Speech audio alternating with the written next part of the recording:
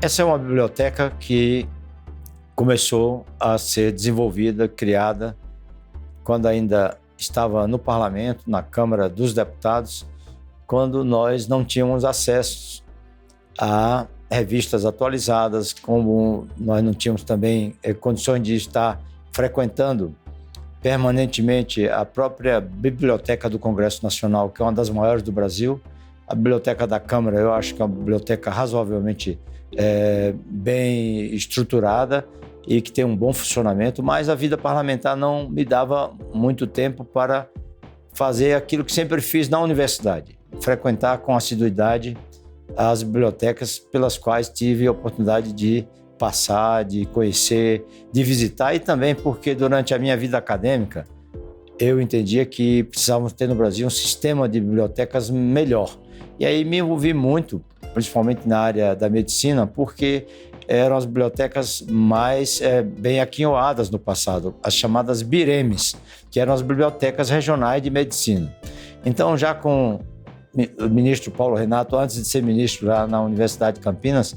fui convocado por ele para fazer parte de um grupo nacional que buscava fortalecer as bibliotecas e também toda a estrutura de biblioteconomia das universidades brasileiras. Então, um trabalho que vem de longe, um interesse que vem de longe, e sei que todas as vezes em que pude visitar uma biblioteca, sempre descobri coisas novas. Tive a oportunidade de viver num país onde as bibliotecas são simplesmente maravilhosas. Por quê? Porque todas as coleções de todas as revistas técnicas em cada uma das áreas do conhecimento são coleções completas. No Brasil, nós tínhamos poucas e raras bibliotecas que poderiam ostentar uma coleção de qualquer revista científica de forma completa. Sempre faltavam recursos, mas de repente esse mundo mudou muito e quando me transferi para o Tribunal de Contas da União já estava começando a entender dos avanços permitidos pelas novas ferramentas da internet, de tudo que estava surgindo à época,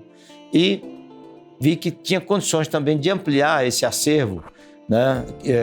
físico que eu já trazia comigo lá do passado, da universidade e da Câmara dos Deputados. Então aqui consegui o apoio de profissionais competentes nessa área, como a Rubi, todas que aqui estiveram trabalhando conosco nesse aspecto de uma perspectiva de se ter uma biblioteca bem cadastrada, bem catalogada, porque é isso que interessa. Então eu acho que ter uma biblioteca como depósito de livros não interessa a ninguém. Nunca foi para mim uma coisa interessante, mas sempre pensei em ter uma biblioteca atualizada, uma biblioteca em que eu pudesse lançar a mão dentro de um arquivo já à época informatizado. Hoje quero que ele seja digitalizado para que a gente tenha um acesso fácil à mão quando nós estamos discutindo aqui em plenário ou fora do plenário, nas reuniões técnicas com os colegas da casa, do meu gabinete. Então essa é uma biblioteca de fácil acesso. De lá para cá, as coisas evoluíram tanto que, como presidente da casa, pude criar no Tribunal de Contas da União 2 grandes bibliotecas virtuais, espaços culturais, espaços de lazer, espaços também de ampliação dos conhecimentos de cada um, de maneira muito moderna, muito acessível. Exemplos que conheci lá fora, tanto nas empresas privadas como o SAS, como também nas universidades que tenho visitado quando faço essas viagens internacionais. Então, tive a oportunidade, num passado bem remoto, não só de estagiar entre o GIU, que é o nosso tribunal maior do mundo, que pertence aos Estados Unidos, então, e lá também com essa convivência entre o órgão de controle e o Congresso americano. Então, lá no Congresso americano, conheci a maior biblioteca do mundo, que todos sabem. Então, também foi uma oportunidade muito rara de perceber como as coisas são bem estruturadas, como a biblioteca é uma coisa viva. A biblioteca não pode ser uma coisa morta. A biblioteca tem que ser uma ferramenta viva para ampliação das possibilidades de investigação científica, de ampliação também dos conhecimentos culturais. Enfim, nós temos na biblioteca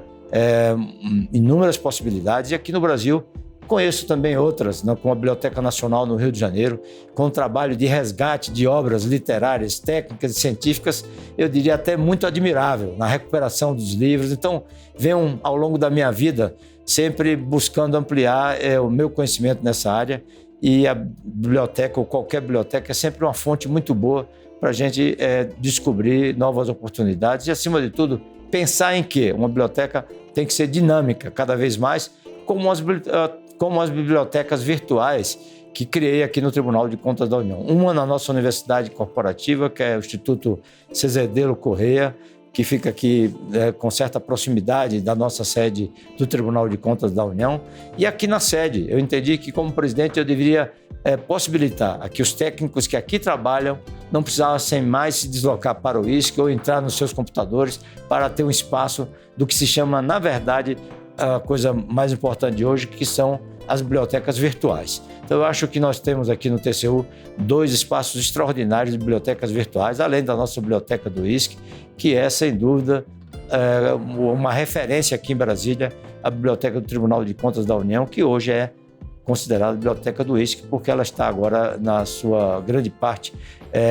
instalada lá na nossa universidade mais moderna, que é o Instituto Cezedelo Correia, que tive a oportunidade de implantar em 2 anos do meu mandato aqui no Tribunal de Contas da União. Então, fico muito feliz em termos aqui pilares acadêmicos da maior importância para o desenvolvimento dos técnicos que estão ligados ao TCU, de todos que recorrem ao TCU como uma fonte, um berço importante para a ampliação do que significa o desenvolvimento na administração pública federal, na evolução das políticas públicas, enfim. Acho que nós estamos, a rigor, como a gente soube entender no passado, o uso de um termo muitas vezes esquecido, nós estamos realmente bem apetrechados em termos de biblioteca aqui no Tribunal de Contas da União, e eu tenho essa minha sorte de ter a minha particular para que eu possa ter essa facilidade de manusear obras e ferramentas que são importantes para o desempenho da minha função aqui como membro do colegiado de ministros do Tribunal de Contas da União, permanentemente, e também dos colegas de gabinete que sempre estão comigo aqui discutindo temas da maior importância para o tribunal, para o controle externo e para o Brasil, mas, acima de tudo, estamos todos aqui empenhados em trazer novas contribuições à vida pública, às políticas públicas e às perspectivas que temos de tentar influir para que elas alcancem de forma mais ampla o interesse de cada cidadão brasileiro, ou seja, estamos aqui com essa biblioteca buscando trazer conhecimentos para construir uma cidadania mais valorizada, mais respeitada no Brasil. É isso que estamos fazendo.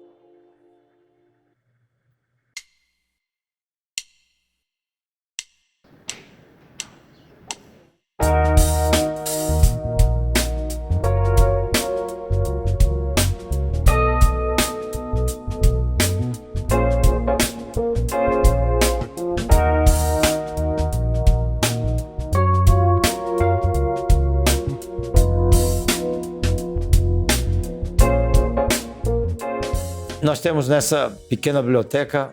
obras da maior importância, né, de autores conhecidos, de autores não muito conhecidos,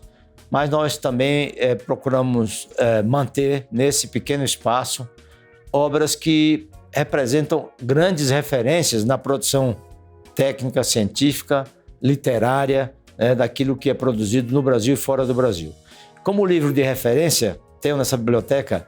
2 exemplares, um que me foi doado recentemente e um que trago comigo a vida inteira, de um autor bastante conhecido, um prêmio Nobel inglês, que se dedicou a uma área do conhecimento que considero extremamente importante, cada vez mais importante, que é a química e a bioquímica. Então, Harold Harper conseguiu montar uma estrutura de uma publicação para interesse didático, para uso didático nas escolas, nos institutos de pesquisa, para a época muito avançado, porque ele escolheu aqueles colegas que eram realmente pessoas de grande destaque, cada qual em sua área específica de atuação ou de pesquisa científica. Então ele montou um livro com cérebros privilegiados do período e também porque ele montou um livro muito palatável, muito fácil de ser pesquisado, de ser consultado, de ser manuseado. Então eu acho que essa estrutura do livro de Harold Harper foi que nos permitiu trazer para conhecimento dos colegas da casa, quando começamos esse trabalho de transformação da vida brasileira, de um país analógico a vida inteira, de um país que começava a ser eletrônico, para um país digital, que é realmente uma transformação extraordinária, né? Não só do dia a dia de cada um, mas, acima de tudo, na construção de um país mais democrático, mais dinâmico, num país gerador de conhecimentos, num país que pode realmente transformar a vida das pessoas. Então, eu acho que essa perspectiva nós também utilizamos na construção do primeiro livro que embasou essa transformação digital do Brasil. E ele foi escrito inicialmente em português, depois traduzido para o inglês e para o espanhol, para que nós pudéssemos alcançar, então, uma outra dimensão na divulgação desses conhecimentos, dos primeiros passos da vida digital no Brasil, que foram dados com impulso, com a inspiração no Tribunal de Contas da União, no que fazíamos, no que somos, na capacidade técnica que temos, nos instrumentos e laboratórios que temos, criando, então, naquela época, o primeiro laboratório de controle externo digital no mundo. Então, exatamente porque essa inspiração veio daquele livro, daquele que ganhou um prêmio Nobel na área de Química e Bioquímica no passado, escrevendo o livro Química Fisiológica, para que nós pudéssemos ter o livro que iria apontar as direções de um caminho para que chegássemos um dia à condição de país 100% digital. Então, o nosso livro, que é de conhecimento público no mundo inteiro, com certeza tentou conhecer melhor as técnicas e tecnologias do passado para uma construção de uma obra realmente de fácil manuseio, de fácil entendimento, de compreensão, de uma capacidade extraordinária de divulgação de conhecimentos através de uma didática muito própria que eles criaram naquela época, e também porque cada livro tem o que eu sei que é uma função pedagógica ilimitada.